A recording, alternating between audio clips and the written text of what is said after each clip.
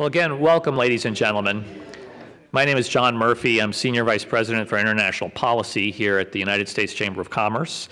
We're pleased to be the host for today's event, which includes the release of a report entitled Support for American Jobs, Requirements for Next Generation Commercial Diplomacy Programs.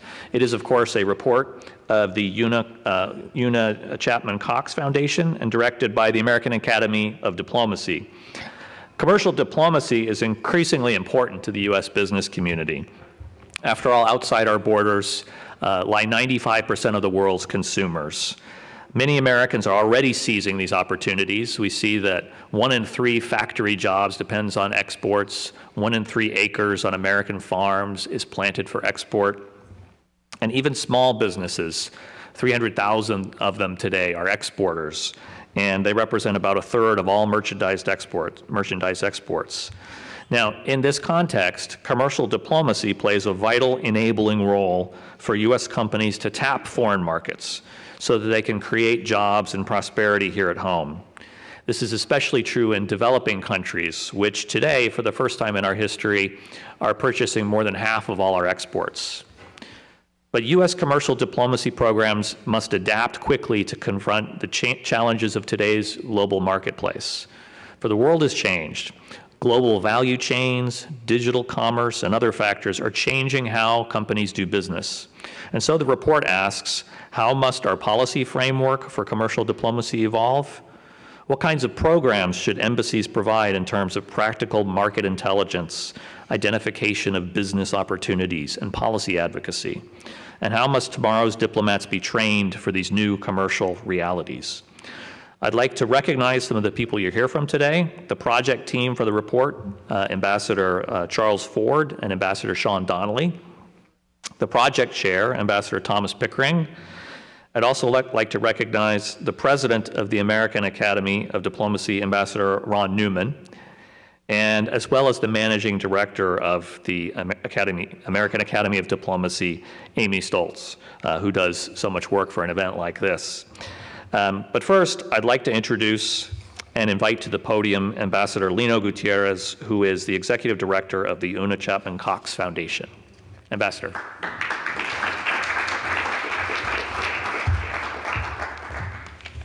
Thank you very much. My name is Lino Gutierrez. I am the executive director of the Una Chapman Cox Foundation. The Una Chapman Cox Foundation is a nonprofit organization that supports the foreign service of the United States of America. Since 1980, the Cox Foundation has supported programs that strengthen the foreign service. Cox-supported programs have addressed the areas of professional development, recruitment, and public awareness about the importance of diplomacy and the foreign service. I'd like to welcome one of our trustees, Diane Vandermark, who made the trip here today. The Cox Foundation has an advisory board, the Policy Council, chaired by Carolyn Brehm from Procter & Gamble, whom you will meet later, and she is the intellectual author of this project, in my opinion. It was at a meeting between the Cox Foundation trustees and the Policy Council that the idea for this report first came up. After much discussion, our trustees decided to support a project that would explore how U.S. Foreign Service officers can better support U.S. business abroad and support the creation of American jobs. For this project, the Foundation established a partnership with our friends in the American Academy of Diplomacy and consulted with the Department of State and the Department of Commerce on how best to approach this project. The result is this report that they will unveil today. The Una Chapman Cox Foundation trustees are pleased to have supported and directed this effort, and we look forward to today's discussion. Thank you very much.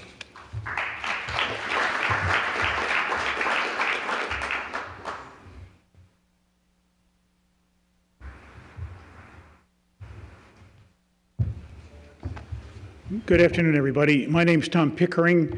I'm the chairman of the board of the American Academy of Diplomacy, whose focus is on diplomacy and how we can help to make it a more effective and more efficient tool of American foreign and security policy. And this was a perfect study, I believe, for us to undertake. And we had a perfect team to undertake it. Thank you, John, very much for opening the doors for us and welcoming us here today, and for your words, which I think are important, in the linkage between diplomacy, commercial activity, the creation of jobs, and I would add the prosperity of American business. We're all tied up together in this nexus, and I think it's an extremely important aspect of what we are doing together. Thank you, Una Chapman Cox Foundation, and Lino and Diane for being here. Thank you, Carolyn Brem, for all that you do and for the inspiration behind it. And thank you, those who represent both Commerce and State here. My old friend Ziad Haidar is here, who I think is lending new vigor to the role that State is playing in helping to promote and strengthen American business. I want to say just 2 or 3 things. This is an election year, in case you haven't noticed. And this is an election year in which the issue of trade has become preeminent among the foreign policy questions. And this is an election year in which the answers that come in this report ought to do a great deal, I hope, to inform both the voting public and one hopes the candidates, although I have some more reservations about that, about the importance of trade. And John has just said it. Trade helps us create jobs. That's what this report was about. It's very significant. I had the good fortune to work for a major American aviation manufacturing company out of Grace Notes. I won't mention the name because I'm not here to promote their business. But it is, and it was important for me to note that one of my jobs was globalization. And one of the important aspects of globalization was that the more we brought other people in to our business paradigm, the more we sold them our products. And that company sold 70% of its major civil manufactured items overseas. And it has 170,000 employees, and a good bit more than half of those helped to build those airplanes. And so there was, in a sense, that deep commitment to working overseas, the value of the investment overseas, and the return. And one hopes that both American business and American labor can more clearly join together to recognize that there are real advantages to doing that. The second point I'd like to make as an American ambassador, I felt as much as anything else that my job was also to work with American business on commerce development in both ways as part of my ambassadorial role. And certainly in Russia, there were weeks when I spent a great deal more. But my reckoning was that my average of my time was 20 to 25% spent on commercial activities as an important part of what I could do in my role as ambassador to promote this two-way street that we're dealing with. It is not a simple proposition. Trade brings with it many adversities and many opportunities. But the role of diplomacy, in my humble view, is to take challenges and to turn them into opportunities. And this report, in my view, gives you some really good, solid, and I hope very useful thinking. We will see in a minute as we talk in the panel about how and in what way the government agencies with whom we have worked closely on this report have taken to it and where they would like to go and how they would like to move. And my sense is it is not my role to predict the answers or indeed the conversation there. My final job before you this morning is to say that both Chuck Ford and Sean Donnelly did an outstanding job in preparing this report. Chuck is going to come to this platform in a minute to take you through it, and Sean will join us in the panel to talk to you and others a little bit about how and in what way both the report responds to the questions and interests you may have and how he can provide his own lively experience in that regard. Chuck is president of CAF International, a trade consultancy. He's the treasurer of the American Foreign Service Association, and he's a member of the board of the American Academy of Diplomacy. He's a member of the American Academy of Diplomacy.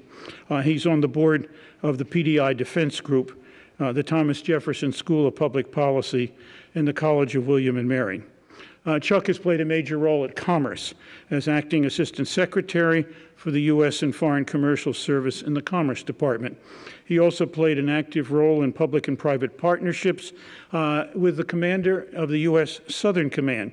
He was ambassador to Honduras from 2005 and 2008. And as a member of the U.S.